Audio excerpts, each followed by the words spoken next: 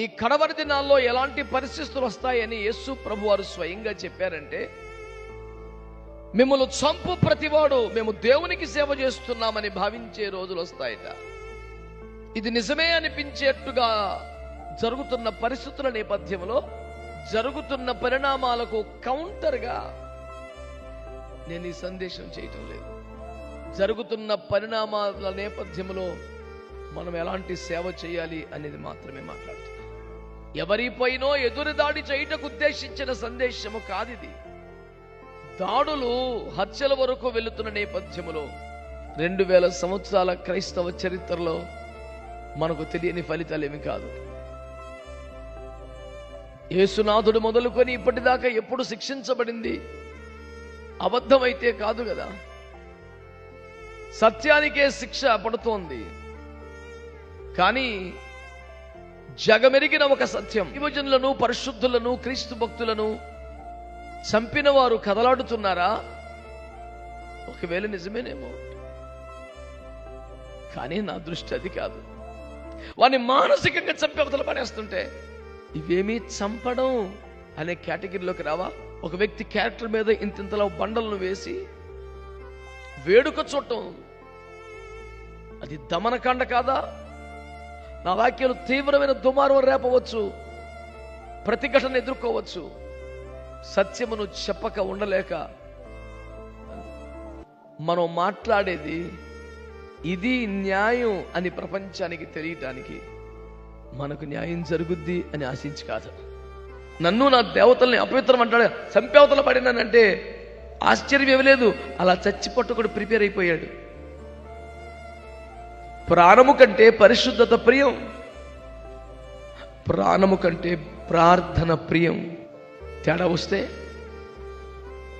తిమ్నాతుకు వెళితే అడ్రస్ మారిస్తే, బండ సందులో ఉండవలసినవి ఇంకొక సందులోకి వెళ్తే, దేవుని కొరకు శ్రమలలో నిలిస్తే, రండి ప్రభు చిత్తమైతే ప్రభు రాకడ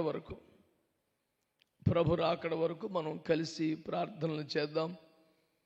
దేశములో మహారక్షణ కొరకు, సార్వత్రిక సంఘం యొక్క కడవరి ఉద్యమం కొరకు మనము కలిసి ప్రార్థనలు చేద్దాం. కొన్ని తీవ్రమైన విషయాలు మన చుట్టూ జరుగుతున్న నేపథ్యంలో మనం ఇప్పుడు దేవుని సన్నిధిలో ఉన్నాం.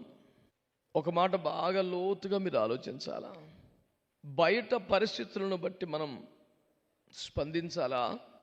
దేవుని సన్నిధిలో ఉన్నట్లుగా స్పందించాలా? ఈ సమాజంలో, ఈ మానవ ప్రపంచంలో, భారతదేశం అని కాదు, అమెరికా అని కాదు, ఇంగ్లాండ్ అని కాదు, ఆఫ్రికా అని కాదు, ఎక్కడైనా ఈ కడవరి దినాల్లో ఎలాంటి పరిస్థితులు వస్తాయని యేసు ప్రభువారు స్వయంగా చెప్పారంటే, మిమ్మల్ని చంపు ప్రతివాడు మేము దేవునికి సేవ చేస్తున్నామని భావించే రోజులు వస్తాయట. ఎవరైనా కష్టములో, బాధలో ఉండి ఉద్రేకంగా పలికిన మాట కాదిది. ఈ పరిస్థితులకన్నిటికీ అతీతుడైనటువంటి, అత్యున్నతమైన స్థానములో ఉన్న దేవుడు, భావోద్రేకాలకు బలికాని వ్యక్తిత్వం కలిగిన దేవుడు, కాలములను, సమయములను నియంత్రించగలిగిన సాధికారిత కలిగిన దేవుడు, ఆయన మాట్లాడుతున్న మాట, మిమ్మల్ని చంపు ప్రతివాడు తమ దేవునికి సేవ చేస్తున్నానని భావించే రోజులు వస్తాయన్నారు. ఇది నిజమే అనిపించేట్టుగా జరుగుతున్న పరిస్థితుల నేపథ్యంలో, దైవ సేవకులమైన మనము, సేవలో ఉన్న మనము ఎలాంటి సేవ చేయుచున్నాము అని ఒక ప్రశ్న రావాలి అని మీకు మనవి చేస్తున్నాను. జరుగుతున్న పరిణామాలకు కౌంటర్గా నేను ఈ సందేశం చేయటం లేదు. జరుగుతున్న పరిణామాల నేపథ్యంలో మనం ఎలాంటి సేవ చేయాలి అనేది మాత్రమే మాట్లాడుతున్నాను. ఈ స్పష్టత వింటున్న ప్రతి వారికి ఉండాలని కోరుతున్నాను. Not to attack somebody with the message, but to recheck our style of living and serving the living God.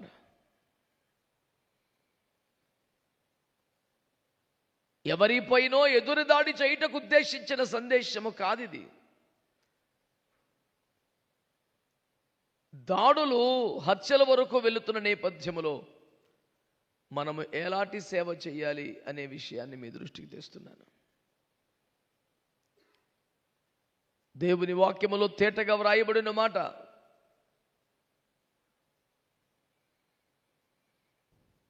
చంపేసి కూడా ఇది దేవుని సేవ అనుకుని భావిస్తున్నటువంటి మతం యొక్క ప్రభావానికి లోనైపోయిన పరిస్థితులు ఉన్నాయని ఆ కాలము నుండి గత 2000 సంవత్సరాల చరిత్రలో చూస్తున్నాం. దీనికి ఏ దేశము, ఏ ప్రాంతము అతీతమేమీ కాదు కదా. అన్నింటా ఇలాంటి సంఘటనలు జరుగుతున్నాయి కదా. జరిగిన దాంట్లో తప్పు మనదెంత, వాళ్ళదెంత, వీడెంత, వాడెంత, అసలు దోషులెవరు, నిగ్గు తేల్చేవారెవరు, శిక్షించేవారెవరు, క్షమించేవారెవరు, అసలు నిష్పాక్షికత ఎంత, సత్యం తెలిసేది ఎంత, చివరకు శిక్ష సత్యానికి పడుతుందా అబద్ధానికి పడుతుందా? 2000 సంవత్సరాల క్రైస్తవ చరిత్రలో మనకు తెలియని ఫలితాలు ఏమి కాదు. యేసునాథుడు మొదలుకొని ఇప్పటిదాకా ఎప్పుడు శిక్షించబడింది అబద్ధమైతే కాదు కదా. సత్యానికే శిక్ష పడుతోంది. కానీ జగమెరిగిన ఒక సత్యం, దైవ సేవకుడిగా నేను జ్ఞాపకం చేయవలసిన సత్యం,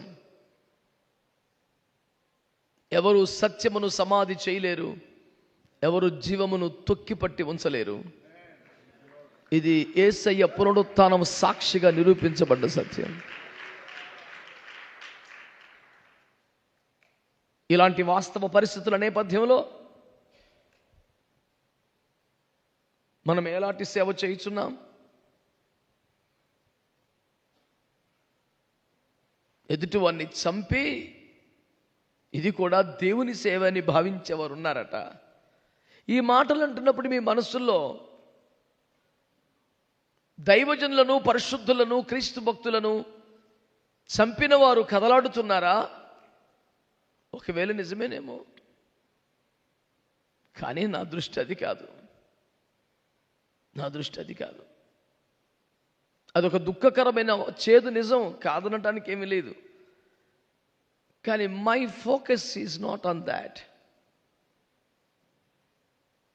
యోహాను మొదటి పత్రిక 3వ అధ్యాయం 15-16 వచనాలలో తన సహోదరుని ద్వేషించువాడు నరహంతకుడు అని, ఏ నరహంతకుడిలో నిత్య జీవం ఉండదని ఆయన మాట్లాడారు.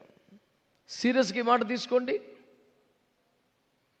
ఒక వ్యక్తిని చంపిన వాడిని, ఒక వ్యక్తిని దారుణంగా చంపిన వాళ్ళను అమ్మో ఘోరం, నేరం అంటూ గుండెలు అవిసేలా రోధిస్తున్నామే. మరి నిష్కారణ ద్వేషముతో, విపరీతమైనటువంటి ఆక్రోషంతో, నీకంటే చిన్నవాడి అభివృద్ధిని ఓర్వలేని తత్వంతో నువ్వు తొక్కేసినటువంటి సేవలను, చంపేసిన సంఘాలను, మింగేసిన పరిచయలను ఎవరికి లెక్క చెబుతావు? పెద్ద సేవకుడా?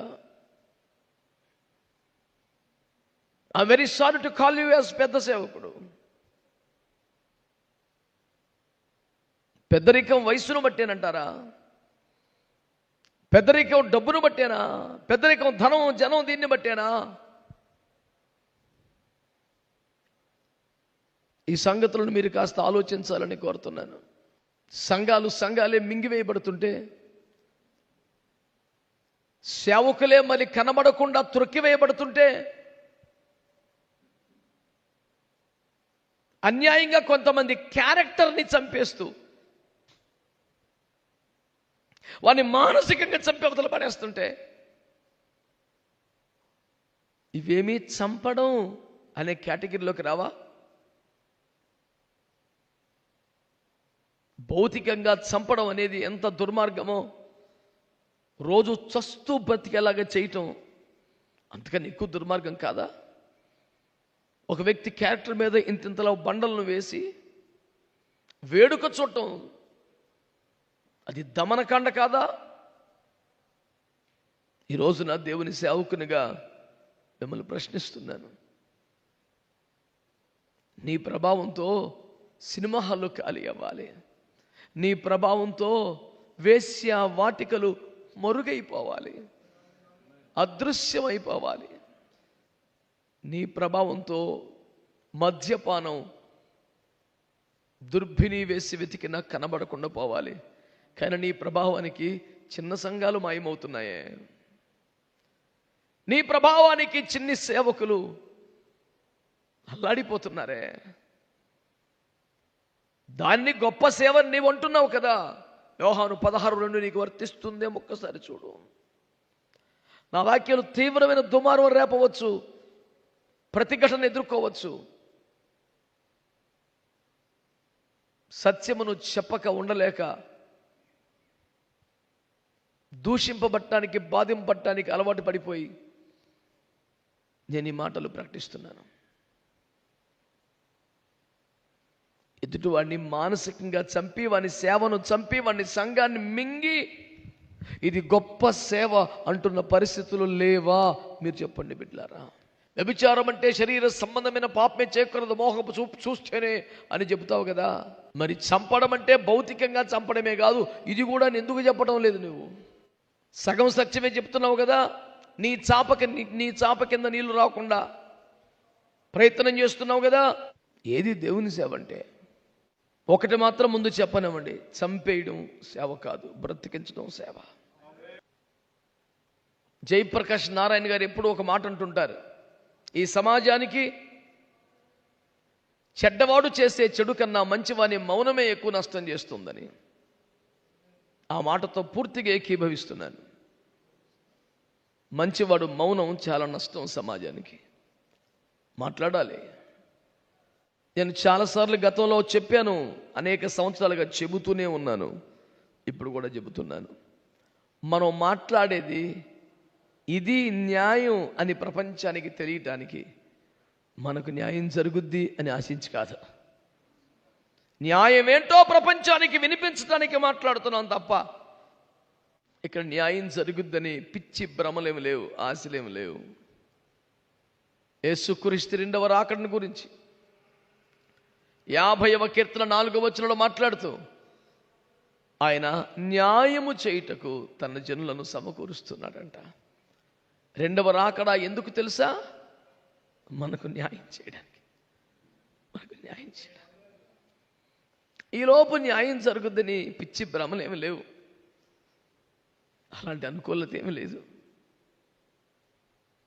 తోటి సేవకుడే, పెద్ద సేవకుడే న్యాయం చెయ్యనప్పుడు ఇంకెక్కడో న్యాయం జరుగుద్దని ఏం ఆశపడతాము? మీ అధిపతులు న్యాయమును అనుసరించి తీర్పు తీర్చుదరన్న మాట నిజమా అన్న ఆక్షేపణ బైబిల్లో మనం ఎరుగనిది కాదు కదా. ప్రియులారా, మొదటి మాట, చంపేయటం సేవ కాదు, బ్రతికించటం సేవ. మీలో ఎక్కువ మంది కనీసం ఆమేన్ అనకపోవడం నాకు ఆశ్చర్యంగా ఉంది, చాలా విడ్డూరంగా వింతగా ఉంది. సంఘాలని, వ్యక్తుల్ని, వారి క్యారెక్టర్ని చంపేయడమే సేవ అనే ధోరణి కలిగిన వాళ్ళతో మీరు ఏకీవిస్తున్నట్టున్నారు. మీ ఇష్టం, మిమ్మల్ని ప్రశ్నించలేనేమో నేను, కానీ సత్యాన్ని మరుగు చేసి మాత్రం ఉండను, ప్రకటిస్తాను. వ్యక్తులనైనా, సమాజాన్నైనా, సత్యమైనా, వ్యవస్థలనైనా, వారి క్యారెక్టర్లైనా, వారి పరిచయలనైనా చంపేయడం సేవ కాదు, బ్రతకడం, బ్రతకనివ్వడం సేవ. ఆమేన్. రెండవదిగా మత్తయి సువార్త 7వ అధ్యాయం 22లో ఆ దినమున అనేకులు వచ్చి, మేము అద్భుతములు చేయలేదా, ఆశ్చర్యకార్యాలు చేయలేదా, సూచక్రియలు చేయలేదా, దయ్యాలు వెలగొట్టలేదా అని అడుగుతారు. అసలు మీరెవరో నాకు తెలియదు, నేను పంపేస్తానని ప్రభు అన్నారు. ఇప్పుడు నా వైపు చూసి చెప్పండి, ఇది మీరు ఎరిగిన ముచ్చటే కదా, వాళ్ళంతా సేవకులు కదా? నేను మిమ్మల్ని అడుగుతున్నాను, వాళ్ళంతా సేవకులు కదా? వాళ్ళు అద్భుతాలు చేయలేదా, ప్రవచనాలు చెప్పలేదా, దయ్యాలు వెలగొట్టలేదా? వాళ్ళను సేవకులుగా కాదు, అసలు మీరు ఎవరో కూడా నాకు తెలియదు అన్నాడు యేసయ్య.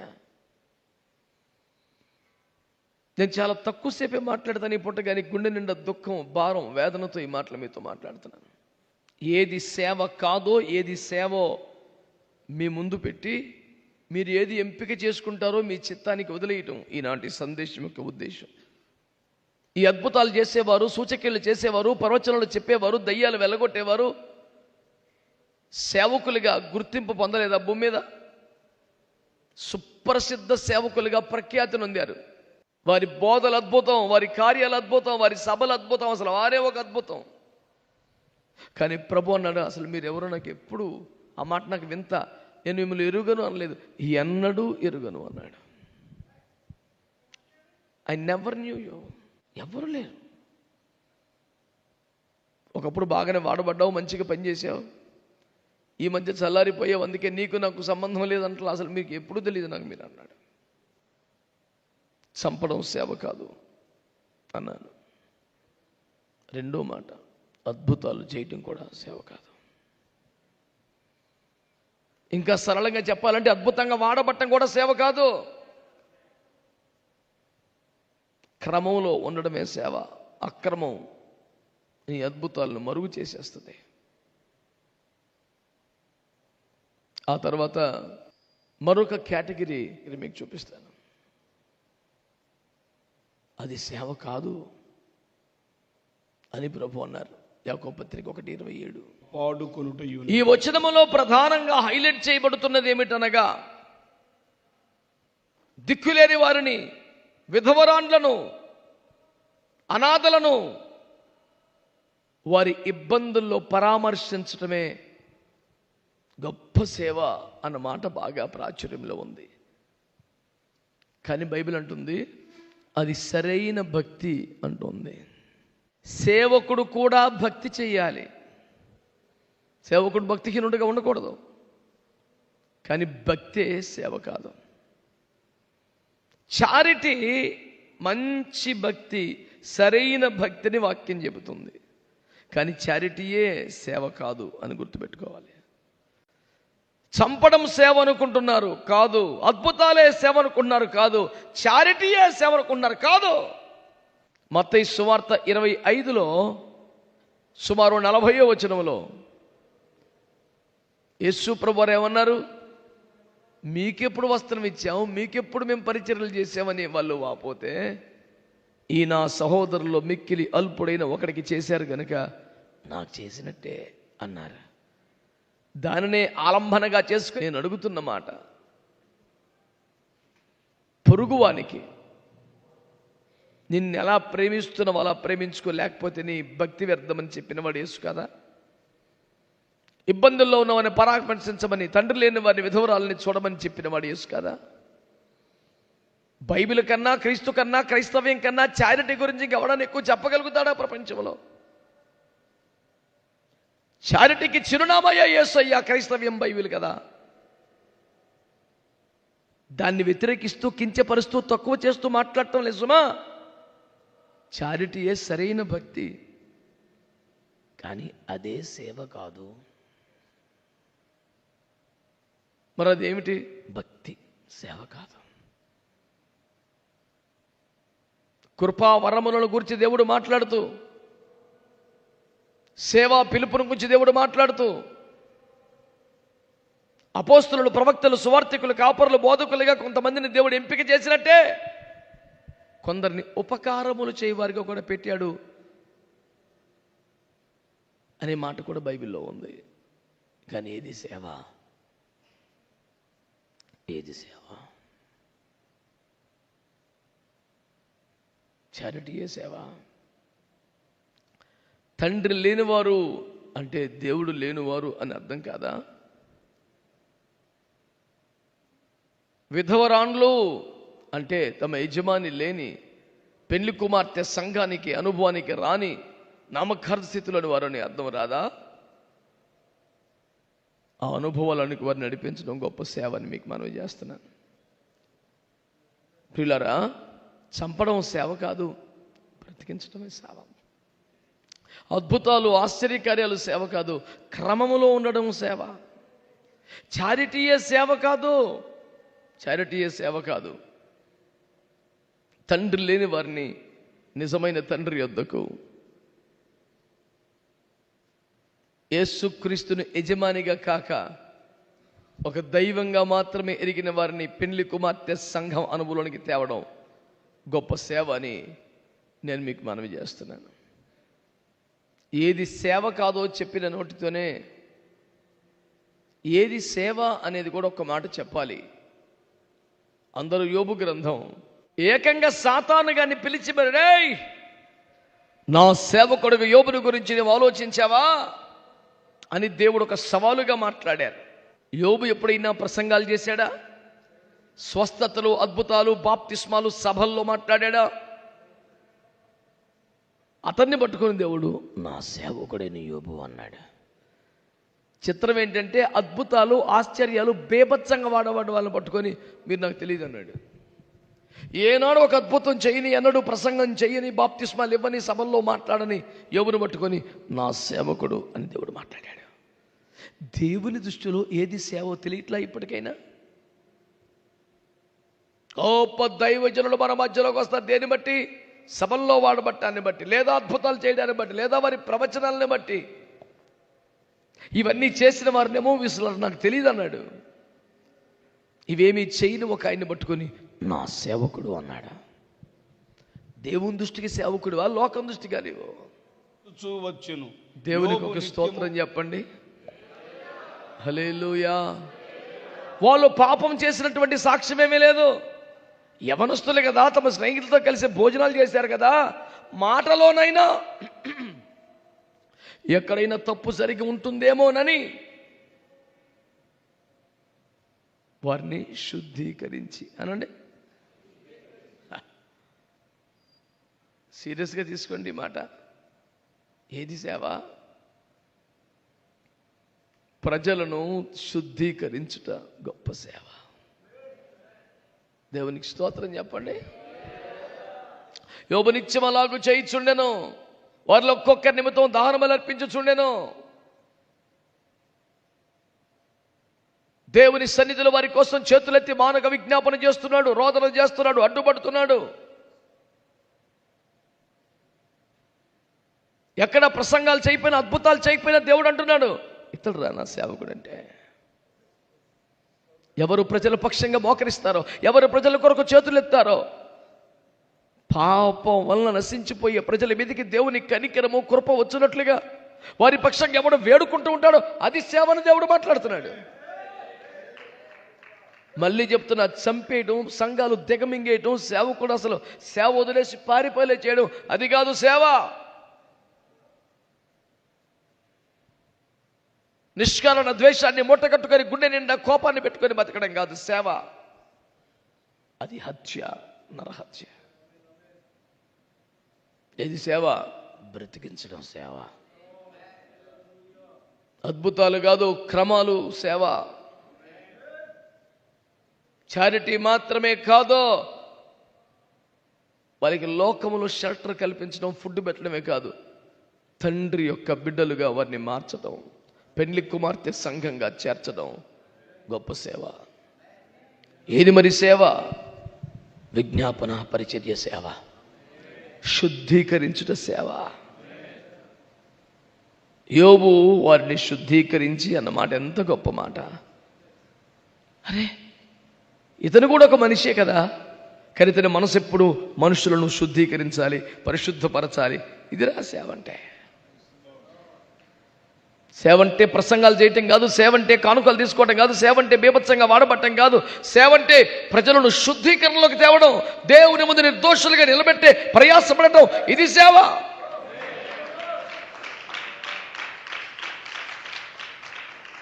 ఏదో జన్మకో ఏకాదశి లాగా సంవత్సరానికి ఒకసారి చేయటం కాదు. యోబు నిత్యం అలాగూ చేయించుండేను. తాను నోటి మాటతో కూడా పాపం చేయకపోవటమే కాదు, ప్రజలను శుద్ధీకరించడం అతని జీవిత భాగమైపోయింది. పొద్దున్న లేస్తే తాపత్రయం అదే అయిపోయింది. సగర్వంగా దేవుడు చెప్తాడు, నా సేవకుడురా, చచ్చిపోయే లోపు ఈ మాట సాధించి చావాలని కసిని కలగటం వల్ల ఎవడు సారి మెచ్చుకోవాలి మనల్ని? గొప్ప దైవజనుడని ఎవడు పిలిస్తే సంబరం మనకి. ఏ స్టేజీ మీద మన పేరు పలికితే సంబరం, ఏ కమిటీలో మన పేరుంటే సంబరం. నా దేవుని నోట పిలుపు వస్తే సంబరం అండి.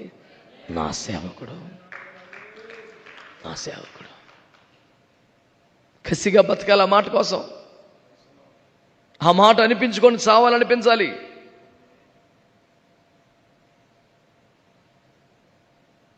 నీవు నేనే కాదు, చంపేసేవాడు కూడా సేవ చేస్తున్నాడని అనుకుంటున్నాడు. పెద్ద గొప్ప ఏం కాదు. దేవుని కృపను బట్టి మేము కూడా ఘనమైన సేవ చేస్తున్నాం ఆయన చెప్పాలా మొక్క.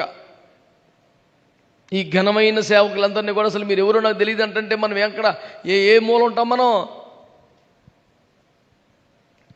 మోకాళ్ళ మీద పడి దేవుని సన్నిధిలో జనుల శుద్ధీకరణ కొరకు ఏడుస్తున్నవాడు కదా సేవకుడు. దేవునికి స్తోత్రం కలుగునగా. కొన్ని విషయాలు చదువుదాం పరిశుద్ధ గ్రంథంలో నుంచి. మత్తయి సువార్త 12వ అధ్యాయం. ఈయన నలిగిన రెల్లును విరవడు, మకమకలాడుచున్న అవిసనారును ఆర్పడు, ఈయన నామమందు అన్యజనులు నిరీక్షించదురు అనునది. ఇన్ని మాటలు ఇక జీవితానికి ఇంకో రెఫరెన్స్ అక్కర్లా. నేను కోరుతున్నాను మిమ్మల్ని అందరినీ దైవజనులు ఈ వచనాలు ఎలాగే రాసి మీ రూములో పెట్టుకోండి. పొద్దున లేస్తే చూడండి బట్టి అయిపో. ఇదిగో నా సేవకుడు, ఇదిగో నా సేవకుడు అంటూ ఒక సేవకుని చూపిస్తున్నాడు. అఫ్కోర్స్ ఆయన యేసు ప్రభు అనే సంగతి మనకు కొత్తగా చెప్పక్కర్లేదు. ఇది ప్రభు యేసుక్రీస్తు వారి గురించి యెషయా గ్రంథంలో వ్రాయబడ్డ ప్రవచనం. దాన్ని ఉటంకించి ఇక్కడ రాస్తున్నాడు మరలా. ఇదిగో ఈయన నా సేవకుడు, అద్భుతంగా ప్రసంగాలు చేస్తాడు, బేభత్సమైన కార్యాలు చేస్తాడు, దయ్యాలు వెలవల్లాడించేస్తాడు. అయి రాయిలా ఒక్కొక్క మాట తీరిక చదువునానా. ఇదిగో ఈయన నా సేవకుడు ఏర్పరచుకుంటే. నెంబర్ 1, దేవుని చేత ఏర్పరచబడిన వాడై ఉండాలి. ఎవరు సేవకుడు అంటే ఏర్పరచబడిన వాడై ఉండాలి. ఏర్పరచబడిన వాడు అంటే అంత ఈజీ మాట కాదు. పిలువబడిన వారిలో నుండి ప్రక్కకు తీయబడిన ఒక ఉన్నతమైనటువంటి క్రీమ్ శేషం అది. పిలువబడ్డవారు అనేకులు కానీ ఏర్పరచబడ్డవారు. ఆ వచనం చదివితే పిలుపుకు ఏర్పాటుకి తేడా అర్థమైంది. ఆ వచనం చదివితే పిలుపు ఏంటో ఏర్పాటు ఏంటో తేడా అర్థమైంది మనకి. ఒక్క ముక్కలో చెప్పాలంటే పెండ్లి విందుకు చాలా మంది పిలువబడ్డారు, కానీ పెండ్లి వస్త్రము కలిగిన వాడే ఏర్పాట్లోకి వచ్చినట్లు లెక్క. ఆ మాట కూడా పరిశుద్ధ గ్రంథంలో మత్తయి సువార్త 22, 12, 13, 14 వచనాలు అవుతుంది. ఇప్పుడు చదవక్కర్లేదు. చాలా మంది పిలువబడ్డారు, కానీ ఏర్పాట్లో ఉన్నవాడు ఇతడే.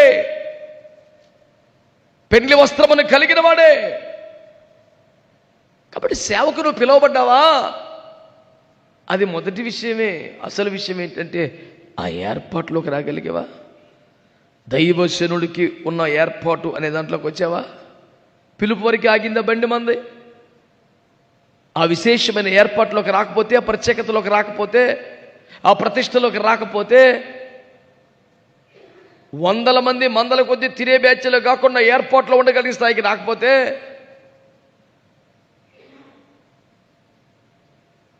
వాక్యం అంటుంది ఇతనిని నేను ఏర్పరచుకున్నాను.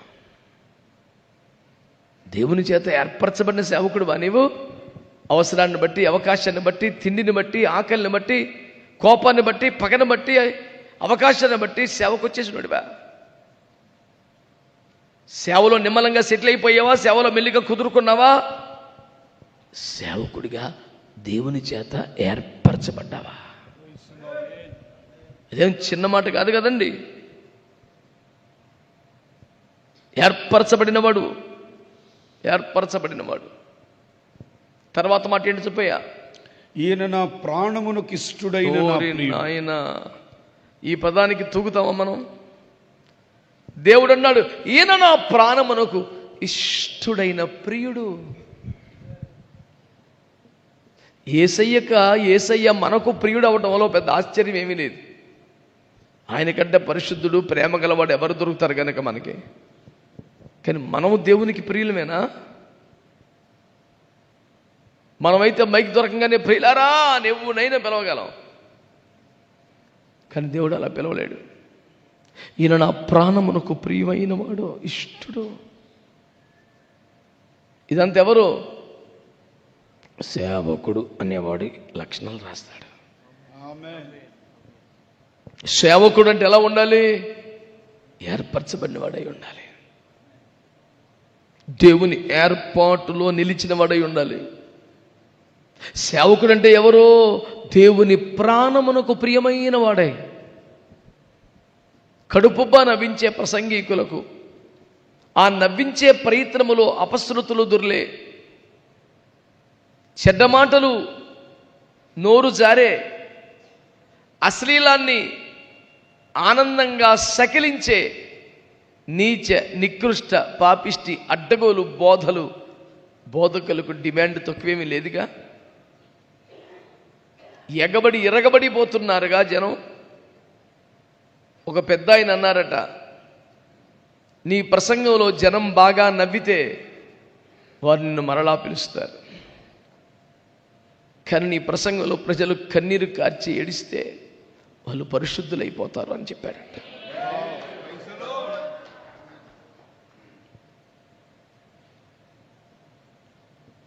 ప్రసంగం చెప్పినంతసేపు కడుపుబ్బ నవ్వి కొట్టుకు పక్కన కొట్టి ఇటుబడి అటుబడి ఇంటికి వెళ్తూ కూడా త్రోవలోనే అయ్యే తలుచుకొని నవ్వుకొని మళ్ళీ అలాంటి పనికి మాలిన ప్రసంగికుడు వస్తాడంటే ఎగబడే జనానికి ఏం కరువా?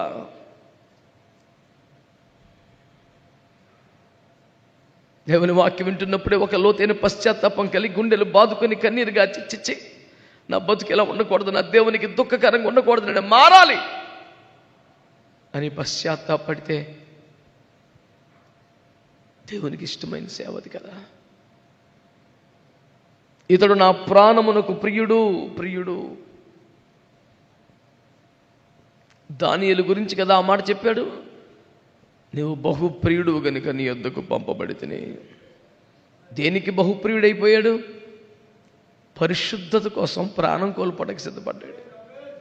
2, ప్రార్థన కోసం ప్రాణం కోల్పోవడానికి ఇష్టపడ్డాడు.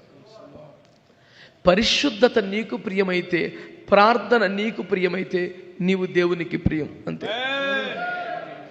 ఇందులోకి అర్థం కాని బేబొచ్చని మర్మలు ఏమున్నాయి? ఇంకా రాజు భోజనం పెడితే అమ్మో తింటే అపవిత్రం అయిపోతానంటే రాజుగారికి ఎంత కోపం వస్తుంది? నన్ను నా దేవతల్ని అపవిత్రం అంటాడు, సంపేవతల పడినానంటే ఆశ్చర్యం ఇవ్వలేదు. అలా చచ్చిపట్టుకుని ప్రిపేర్ అయిపోయాడు. ప్రాణము కంటే పరిశుద్ధత ప్రియం, ప్రాణము కంటే ప్రార్థన ప్రియం. అలాంటి వాడే దేవునికి ప్రియం. ఏర్పరచబడ్డవాడు, నా ప్రాణమునకు ప్రియమైన వాడు. 3వది, ఈయన మీద నా ఆత్మనుంచెదను. దేవునికి స్తోత్రం చెప్పండి. దేవుని ఆత్మ తన మీద అలాగా నిలిచి ఉంటుందంట. దీని వెనకాల ఒక సీక్రెట్ చెప్తాను మీకు నేను. దేవుని కొరకు శ్రమలు పడతాడని అర్థం. 10 రోజులు ఉపవాసం ఉంటే మేడగదలు ఆత్మహత్య కదా చాలు అనుకుంటున్నారా? అది ఒక అనుభవమే.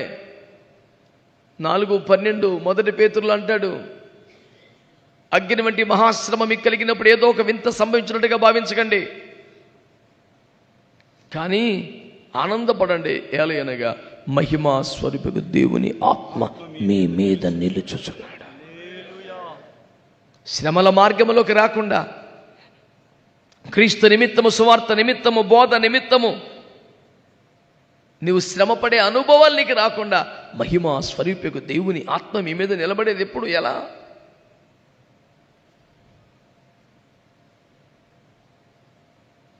ఈరోజున అర్థం చేసుకోండి, ఆలోచించండి. దేవుని వాక్యం నీతో మాట్లాడుతున్న మంచి మాట గమనించు. ఏదో చేసుకుంటూ వెళ్ళిపోతున్నాం అన్నట్టుగా ఉండకూడదు సేవ. దేవుని ఆత్మ నీ మీద నిలిచి ఉండాలి. తేడా వస్తే, తిమ్నాతుకు వెళితే అడ్రస్ మారిస్తే, బండ సందుల్లో ఉండవలసిన నేవి ఇంకొక సందులోకి వెళ్తే యెహోవా ఆత్మ అతనిని ఎడబాసెను. దేవుని కొరకు శ్రమలలో నిలిస్తే ఆత్మ నిలిచి ఉంటుంది. దేవుని విడిచి సుఖాలకు వెళితే ఆత్మ వెళ్ళిపోద్ది. జాగ్రత్త. తేటగా కనబట్ల బైబిల్లో. ఎవరు సేవకుడు? ఎవరి మీద దేవుని ఆత్మ నిలిచి ఉంటుందో అతను సేవకుడు. అంటే శ్రమానుభవాలను ఇష్టపడాలి కానీ సుఖానుభవాలను కోరుకోకూడదు. అది సేవ అంటే. అతను సేవకుడు. తర్వాత మాట, ఈయన అన్యజనులకు న్యాయ విధిని ప్రచురము చేయును. ఏది న్యాయం, ఏది అన్యాయం అన్య ప్రజలకు కూడా ప్రచారం చేస్తాడంట. అప్పుడు ఎగతాళి రాదా, నింద రాదా, అవమానం రాదా, తృణీకారం రాదా? అప్పుడు ఏం చేస్తాడంట? చదువు. ఈయన జగడమాడడు, కేకలు వేయుడు. అయినా జగడమాడంట, అయినా కేకలు వేయడంట, వీధిలో తన కంఠ స్వరము వినబడనివ్వడంట. ఎందుకంటే అతడు ఆయనకు ప్రియమైన సేవకుడు. దేవునికి స్తోత్రం చెప్పండి.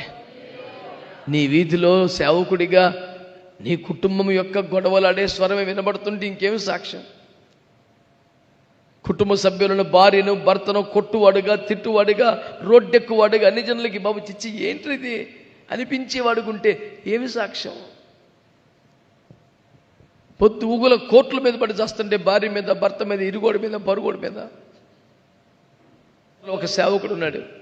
ఆయన నమ్మకంగా మంచి ఉద్యోగం చేస్తూ దేవుని పిలుపుకు లోబడి దేవుడు చెబితే ఆ ఊరు సేవకి వెళ్ళాడు. సహజంగానే ఆ ఊర్లో కొన్ని వ్యతిరేకతలు వచ్చాయి. ఇప్పటికి 25 సంవత్సరాలు.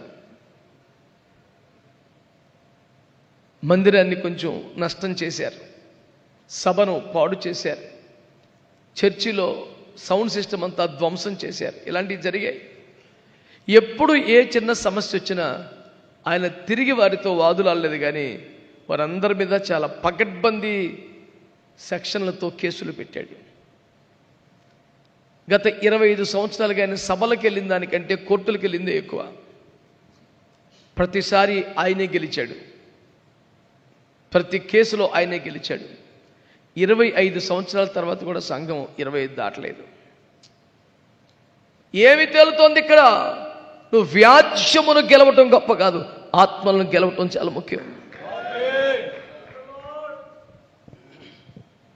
నీది రైటే, నీదే న్యాయం, నువ్వు మోసం చేయలా, అంతా నిజమే. నీది సత్యమని వాడిది అసత్యమని, నువ్వు కరెక్ట్ అని వాడు తప్పని ప్రూవ్ చేయటం వల్ల ఎన్ని ఆత్మలు సంపాదిస్తావు? మీకు ఒక మాట చెప్పనా, బాధపడొద్దు. పరిశుద్ధతను కోల్పోయినటువంటి వారు తమ తప్పును ఎదుటి వాళ్ళ మీద పెడతారు. ఆదాము అవ్వలు. తిన్నావా అంటే ఏమా తిన్నావా అంటే అదిగో, తప్పు మీదేసుకోరు అసలు. కానీ బైబిల్లో పరిశుద్ధులందరూ ఎదుటివారి పాపాలు తమ మీద వేసుకున్నారు. పోగొట్టుకుంటున్న వారి స్వభావం ఏంటో, నిలబడుతున్న వారి స్వభావం ఏంటో మీకు అర్థం కావట్లా? మీరు ఏ కేటగిరీలో ఉంటారు? అందుచేత నా మాటలు ముగిస్తున్నాను. ఏది సేవ? అరవడు, కేకలు వేయుడు, వీధిలో తన కంఠస్వరము వినబడనివ్వడు. మరి ఎక్కడ వినపడుద్దా కంఠస్వరం? రహస్యమందు చూచు తండ్రికి వినపడుద్దా కంఠస్వరం. హల్లెలూయా. చెప్పు నాన్న. విజయమందుటకు న్యాయ విధిని ప్రబలము చేయు వరకు ఈయన నలిగిన రెల్లును విరువడు, మకమకలాడుచున్న అవిసె నారను ఆర్పడు. స్తోత్రం చెప్పండి. భగభగ మండుతున్న దాన్ని ఆర్పలేకపోవడం వేరు. మకమకలాడుతుంటే చిన్న నిప్పు ఇంకా ఉంది, దాన్ని ఆర్పడంట. నలిగిన రెల్లును విరవడంట. అంటే ఆల్రెడీ చితికిపోయిన జీవితం 5 నిమిషాల్లో దాన్ని క్యాప్చర్ చేసేయచ్చు. ఆ పని చేయడు. సరే మండని, సరే ఉండని అంటాడు. కొంతమంది ప్రభావంతో కొన్ని సంఘాలు, కొన్ని సేవలే కనుమరుగైపోతున్నాయి. మింగేసే లక్షణం గర్జించు సింహమైన సాతానుది కదా. అది ఎవరిని మిరుగుదునని తిరుగుతోంది కదా. కొంతమంది సేవలను నువ్వు మింగేస్తున్నావే. తప్పు. ఈ పూట నా మాటలు ముగిస్తున్నాను. ఎవరు దేవుని సేవకుడు? ఇది సాక్షాత్తు యేసయ్య గురించినటువంటి స్వభావ వర్ణన కదా. నీవు అలాంటి సేవకుడిగా ఉండాలని నీకు ఆశ లేదా? మళ్ళీ చెప్తున్నాను, చంపేయడం సేవ కాదు, అద్భుతాలు సేవ కాదు, చారిటీయే సేవ కాదు, విజ్ఞాపన సేవ, శుద్ధీకరించడం సేవ, ఏర్పాట్లో నిలబడి ఈ లక్షణాలు కలిగి ఉంటాం దేవుని సేవ. ప్రభు చిత్తమైతే ఇలాంటి సేవకు మన జీవితాన్ని సమర్పించుకుందామా? ఇలాంటి సేవ చేయడానికి ఇష్టపడి దేవునికి అప్పగించుకుందామా? మీకు ఇష్టమైతే మోకరించండి.